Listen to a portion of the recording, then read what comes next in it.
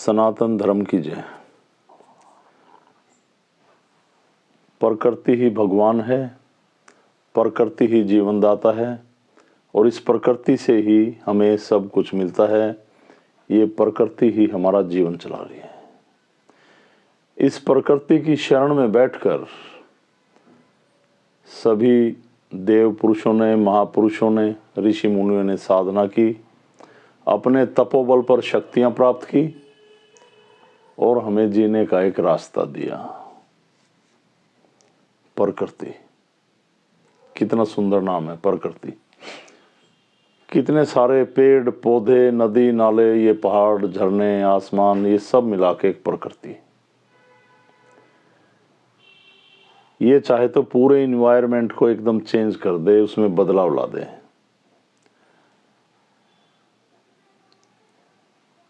इस पूरे ब्रह्मांड में सब कुछ तो इस प्रकृति के अधीन है। ये जो जन जीवन चल रहा है, जो हम जी रहे, श्वास ले रहे, सब प्रकृति से हमें मिलता है। प्रकृति के अंदर सबसे बड़ी भूमिका पेड़ पौधों की है।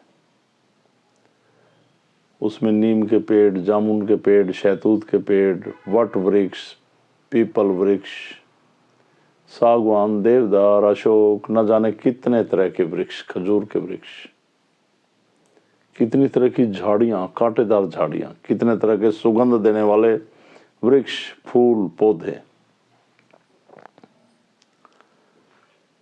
पर ये जब एक हवा का झोंका चलता है, सबकी एक ही धुन होती है, एक ही लय में, एक ही सुर में सारे बंध जाते हैं। इसमें ऐसा कहीं नहीं कि कोई इस तरफ भाग रहा है, कोई इस तरफ भाग रहा है, ऐसा कहीं भी नहीं। प्रकृति हमें बहुत कुछ सिखाती है।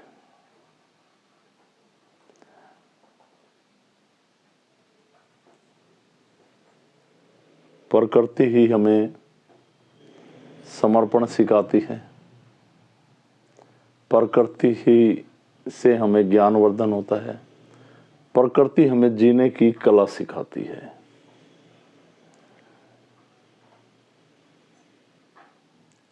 जिन महापुरुषों ने, देव पुरुषों ने, जैसे मैंने बोला कि सभी ने इसकी शरण में बैठकर ध्यान किया, साधना की, तप किया, निस्वार्थ भाव से, जन कल्याण के लिए। उन्होंने अपने आप को खत्म किया और अपने अंदर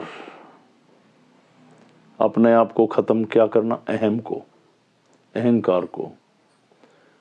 और जो आप खुद स्वयं हैं, जिसका आपको बोध नहीं है, यानी कि आप आत्मा हैं, उसको जिंदा किया, जागृत किया, आंतरिक ध्यान से, उस प्रकृति से जोड़कर, उस सकारात्मक ऊर्जा से जोड़कर, यानी कि उस परमात्मा से जोड़कर। तो दिमाग में चल रही भटकाव की कहानी, द्वेष, ये जो मनमुटाव, एक दूसरे के प्रति, एक दूसरे के प्रति भिन्नता, लोगों में अलग अलग विचार,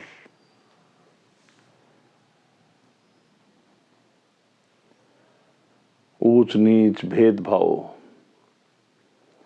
उन सभी चीजों को नष्ट करता है अंतर्ध्यान। जब हमारी आत्मा, यानी कि जो हम रियल सेंस में हैं, हकीकत में हैं, जब वो जागृत होता है तो हम इन सब से बाहर आ जाते हैं, उन विचारों से मुक्त होते हैं जो विचार केवल आपको एक शारीरिक सुख, अपने लिए, अपने बच्चों के लिए जीने के लिए प्रेरित करते हैं। अपने लिए तो जिए, बच्चों के लिए जिए, समाज के लिए जिए, पर हर किसी दुखी का सहारा बने। हर इंसान, हर जीव का, हर प्राणी का, हर पेड़ पौधे की रक्षा करे,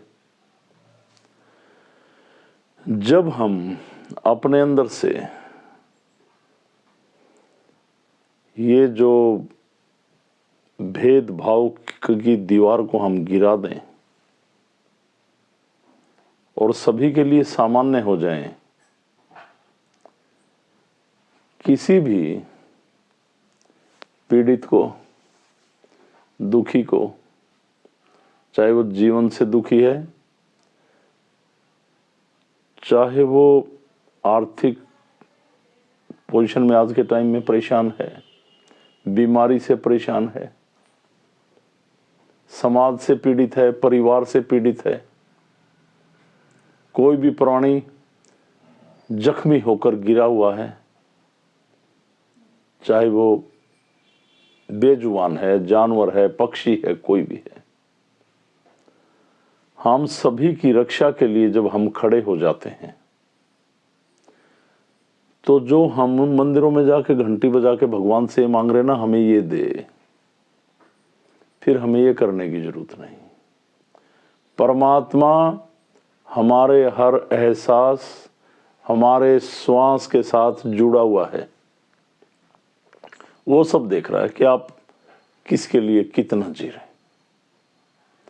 तो ये प्रकृति, वो परमात्मा, फिर आप हाथ जोड़कर नहीं खड़े होते, वो प्रकृति हाथ जोड़ के खड़ी हो जाती है। तू आगे बढ़, मैं तेरे साथ हूं, कर जन कल्याण, बन दुखियों का सारा, कर पीड़ितों के लिए कुछ कर, जो तड़फ रहे हैं बीमारी में उनके लिए कुछ, मैं हर रास्ते पे तेरे साथ हूं। ऐसा मेरा अनुभव है, मेरे अपने प्रैक्टिकल हैं इन बीते वर्षों में।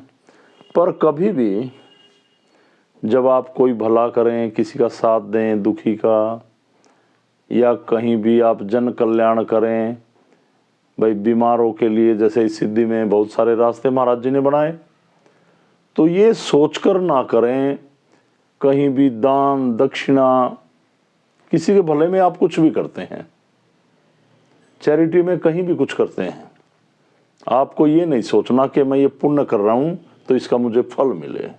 अगर आपने ये सोच लिया कि ये मैंने कर्म किया, भला किया, इसके बदले मुझे परमात्मा मुझे फल दे, तो फिर उसमें स्वार्थ जाग गया। ऐसा नहीं सोचना। आपके जब आप आंतरिक ध्यान करेंगे करेंगे करेंगे करते चले जाएंगे, आपके अंदर के भाव बदलते चले जाएंगे, बदलते चले जाएंगे। जो आज चल रहे हैं वो कल नहीं रहेंगे। आप दूसरे के लिए जीना सीखेंगे, आपकी मनोस्थिति बदलेगी,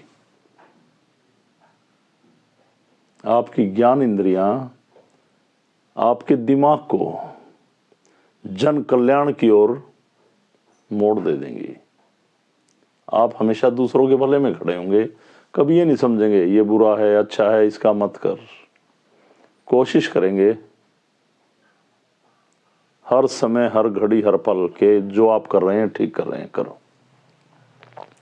क्योंकि ये प्रकृति जो हवा चला रही, ये अच्छे बुरे इंसान को नहीं देख रही। कुछ लोग इस बात से परिचित होकर भी अपरिचित हैं, निर्बुद्धि हैं, विवेकहीन हैं वो लोग। मैं तो ये कहूंगा कि ये पूरी प्रकृति, ये परमात्मा सभी के लिए एक जैसा, सभी को बराबर अपनी शरण में रखे हुए हैं।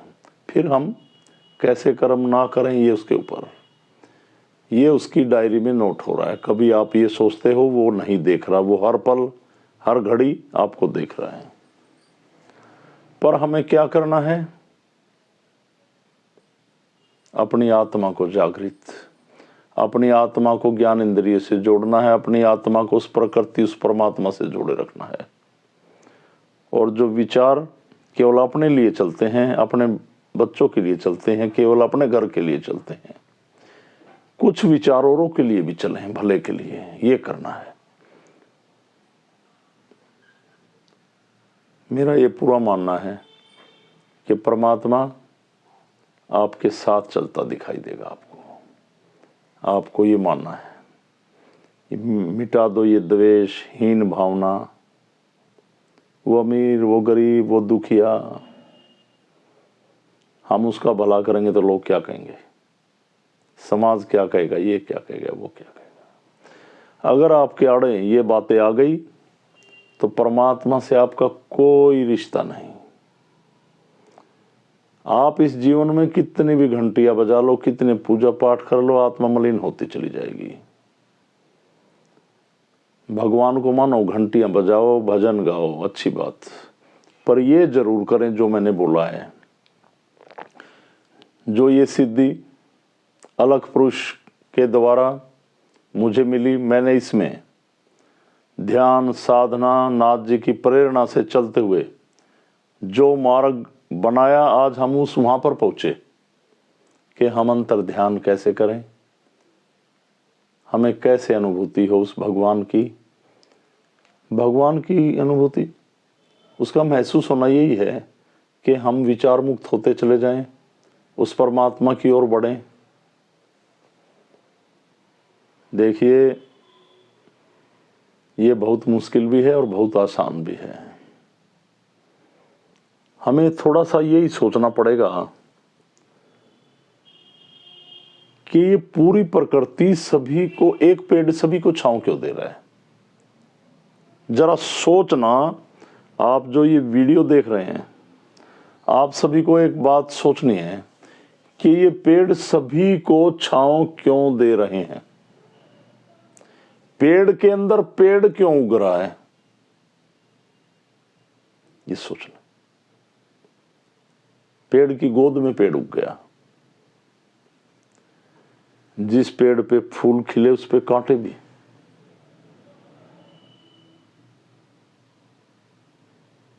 सोचना इस बात को। तो आप में इतना द्वेष क्यों? आपको क्या प्रॉब्लम है? उन्हीं वृक्षों की छांव में जानवर बैठते, उन्हीं की वृक्षों की छांव में मुसाफिर बैठते। आप इन बातों को गहराई से सोचना है। जब भी आप इस सिद्धि पे चलेंगे, अभी हरिद्वार में हमने शक्ति दिवस का समापन समारोह पे एक यज्ञ ऋषिकेश में किया। उसके बाद कुछ जो मुझे लग रहा था ठीक कर रहे हैं, और भी कर रहे होंगे, मैं किसी पे उंगली नहीं उठा रहा, पर कुछ लोगों को मैंने अंतर ध्यान और इस शक्ति के द्वारा इस ब्रह्मांड में हमारी भी गूंज रही, उसके ध्यान के लिए प्रेरित किया, उन्हें समझाया। उम्मीद करता हूं वो लोग करेंगे, रिजल्ट आएंगे और अपने दुखों को कम रोएंगे मेरे सामने बैठ के, क्योंकि वो निवारण का बहुत बड़ा रास्ता है। जैसे हमने चिमटा देकर एक दीक्षा दी के लोग, यही अर्थ है कि आप चिमटे का अर्थ कि आप इस सिद्धि में, ये नाथों की शक्ति, नागों की शक्ति, ये सिद्धों की शक्ति है कि हवन यज्ञ होते हैं। चिमटे का अर्थ ये दिया कि आप थोड़ा सा ये समझें कि गुरुजी हमें नज़दीक लाने की कोशिश कर रहे हैं। हर जगह जहाँ पर भी मैं इस परमात्मा का ध्यान करता हूँ या करता हूँ, आप शामिल हों, समय निकालें। पर लोग अपने समय की मजबूरियाँ रोते हैं। मैं आज इस वीडियो के माध्यम से उन लोगों को कहूँगा वो चिमटे छोड़ दें, कोई फ़ायदा नहीं है। और कुछ लोग मेरे नज़दीक हैं, अपने रिश्तेदार को लाएं, किसी नज़दीकी को लाएं, एक नॉर्मल आदमी की तरह योगदान करेंगे। जो नियम बना रखे हैं उन नियमों को फॉलो करेंगे, नहीं तो फिर मुंह पे कहा जाएगा, फिर आपको अच्छा नहीं लगेगा। अगर आप सिद्धि में हैं तो मैं भेदभाव नहीं कर सकता, कहीं पर कर रहा हूं थोड़ा बहुत तो उनकी मेहनत के लिए कर रहा हूं। कुछ लोग ज़्यादा मेहनत करते हैं तो थोड़ा उनको अलग से देखा जाता है, ये तो सभी को पता है। पर भाई इस बात को सभी ध्यान में रखेंगे। और जो लोग समय नहीं दे सकते तो अपनी बीमारी के लिए स्थान पे आए इतवार को, और मेरे नज़दीक रहने की कोई ज़रूरत नहीं है। नहीं तो पूरा अपने घर में यज्ञ भी किया करें, ध्यान भी किया करें, मुझे बताए कि ऐसा महसूस किया, ये किया। तो जैसे अंतर ध्यान की बात है, कुछ लोग खड़े होके वहाँ पे देख रहे थे कि गुरुजी इन 10 लोगों को क्या समझा रहे हैं। तो कोई भी लोग इस अंतर ध्यान की श्रेणी में आना चाहते हैं, समझना चाहते हैं, जो काफी दिनों से जुड़े हैं, पर हर जगह जब भी मैं कहीं पे भी प्रोग्राम होगा, ये पूछने की जरूरत नहीं है गुरुजी मैं कहूं जब आए, खुद आए, वरना जो जो सिस्टम में मैंने लोगों को जोड़ रखा है इनको बाहर करेंगे भाई, और स्थान के पूरे नियमों पे चलें। जो भी ये स्थान, देखो आपके सहयोग से, आपके ध्यान से, परमात्मा के दिए गए आत्मिक ज्ञान से और आपके दान से, मतलब तन मन धन और प्रचार, इसमें सभी जरूरी है। तो जो नियम है स्थान के उनको सभी फॉलो करेंगे और ढंग से चलेंगे। अभी 5 तारीख को मासिक हवन है, मासिक हवन में जरूर आया करें और समय निकाल के आया करें।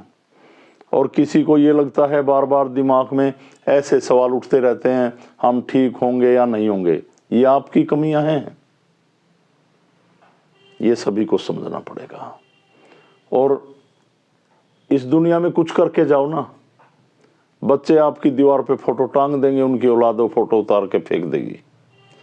इस दुनिया के लिए मरो, जियो, समय निकालो, किन्हीं लोगों के दिल के अंदर अपनी तस्वीर छोड़ के जाओ, ताकि आने वाले उनकी पीढ़ियां यूं कहें कि वो इंसान हमारा कुछ भी नहीं लगता था, फिर भी उस इंसान ने हमारे लिए बहुत कुछ किया।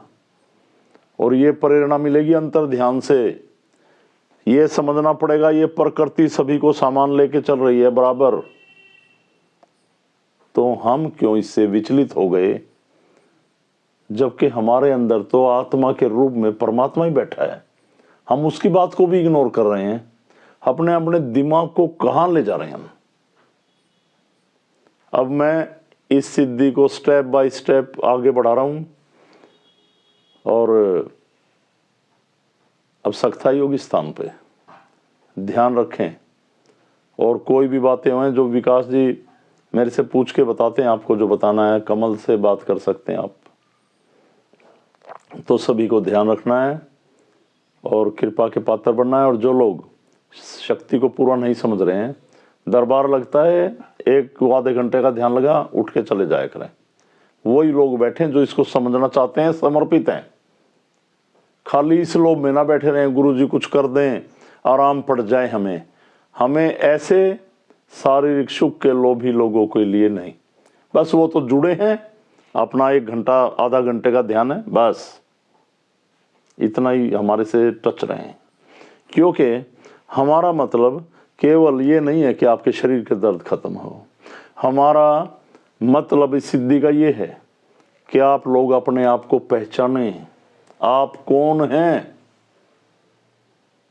वो सर्वशक्तिमान परमात्मा है, तो आत्मा आप भी हैं, आप उससे कनेक्ट हो और उसकी श्रेणी में बैठकर उसकी तरह काम कर सकते हैं, जन कल्याण कर सकते हैं।